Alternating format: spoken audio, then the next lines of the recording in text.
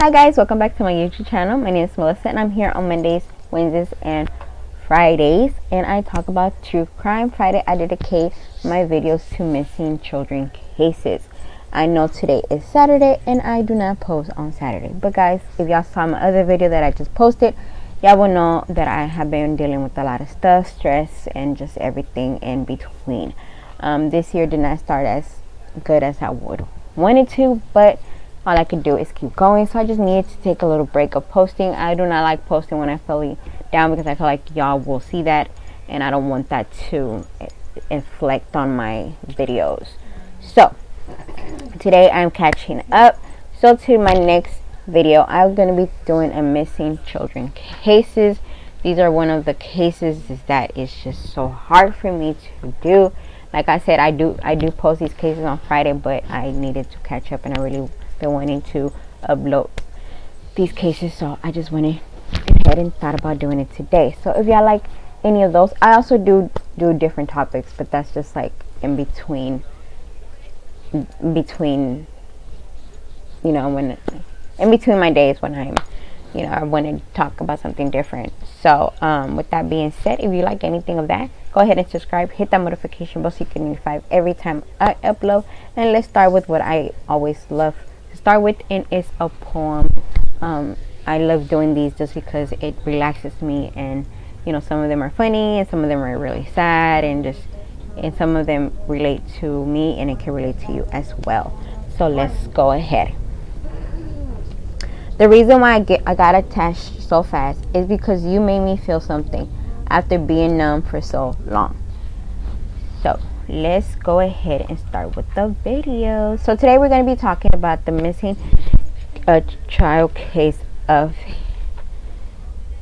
Ayla. I don't know if I'm saying that right, guys. I'm so sorry, but her name is Ayla.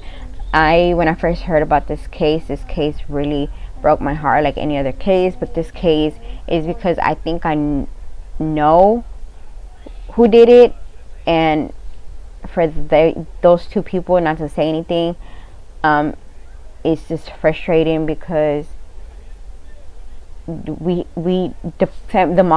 mom deserves some answer, the family deserves some answer, the community deserves some answer. This is a child's case and it just breaks my heart.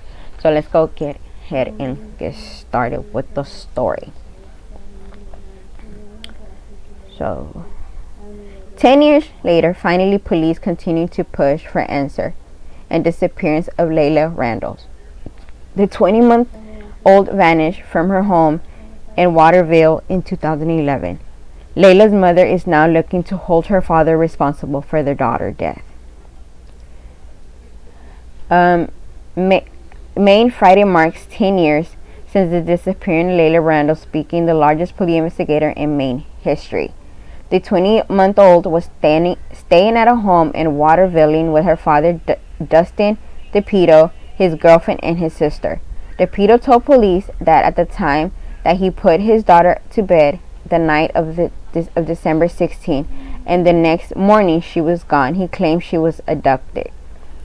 This is one of the several that you always say to yourself you'll like to see it solved, Waterville Police Chief Jose Mesa said. Mesa, who was chief at the time, quickly found his department and his city in the national spotlight. The Ayla Reynolds case was the largest criminal investigators in the state of Maine, and it has specific impact, Macy said. But impact no one more than Ayla's mother, Tristy Rondo, who continued her request for answers in this case. This just seems to be a lot harder for me than most years, she told News Center Maine. Rondo said that something about reaching the 10-year-old mark makes her daughter disappear all more real. However, Randall said she's more determined than ever to find justice. In 2017, a judge legally declared Ayla's dead.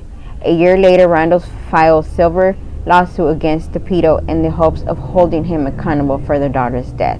According to court documents, he is set to be deposed in this case Friday. I think I have more faith of getting justice this year than I have any other year, Randall said. While years have passed, one thing has not changed. Police still say they believe the people in the house and I know more than what they're saying. We still feel that they do have more information that could help us, said left Detective Jeffrey Love with the Maine State Police Major Crimes Unit. Love said he and his team have not forgotten about the case and have been working on since day one. According to Love, investigators have received hundreds of tips over the years, including 30 this year alone. Back in 2011, a key piece of evidence was blood found in the basement of the Waterville home. Police said it was, in fact, Layla's. Every piece helps give us a picture of what took place. The blood obviously is an important piece of that, but we know at the end of the day, we only have one shot at this, Love said. To take the step forward too early is not going to bring the family the closure they need and deserve. Now decades after her daughter disappeared, Reynolds said the three people present at the time needed to be held accountable, and he's not going to give up on her little girl. I'm going to keep fighting, and I'm going to keep sharing her story, because our story, Layla, and my story is going to save someone someday. She said, I know it will. Attorneys for the pedo did not return any news center Maine requests for comments. Attempts to reach members of the family who still lived in the Waterville home was unsuccessful. Authorities asked that if anyone with information on the case contact the Maine State Police Major Crimes Unit in August at 1-800-452-4664. And that is the story of Layla Reynolds. This story is kind of short, but I had to get it out there. I agree with the mom, and I agree with the detective. I know something happened in that house that night. One, if there was no forced entrance in the house, how did Chuck come to the conclusion that she was kidnapped? I'm just asking because I'm confused. This case confuses me, and it breaks my heart, because for 3 adults to be in that house, and the fact that they found blood in the basement, and it was her blood, it just shocks me to the core. One thing that I did read searching this case is that the dad has said that it was a no bleed, that she was bleeding from her nose, or she fell or something. It was something that he said that it was nothing bad. It was just something that, like, she must have felt, or she must have been, doing something, and something happened to where the blood came from. But I don't believe that for a second. I don't. Those people in that house know something, and they need to speak, because sooner or later it's gonna come out. The truth will come out. I don't understand why they're just not speaking, especially the sister. That was your niece. The daughter, the dad, that's your daughter. So what happened to your daughter? And it breaks my heart to have to say this, but I think that the dad she probably did something, and the dad got frustrated and ended up killing her. And whether it was an accident or not, it breaks my heart. And if it was an accident, why are you hiding it? If you didn't mean to kill her, why are you hiding it? Why are you hiding it? If it was not, if you didn't mean to do it.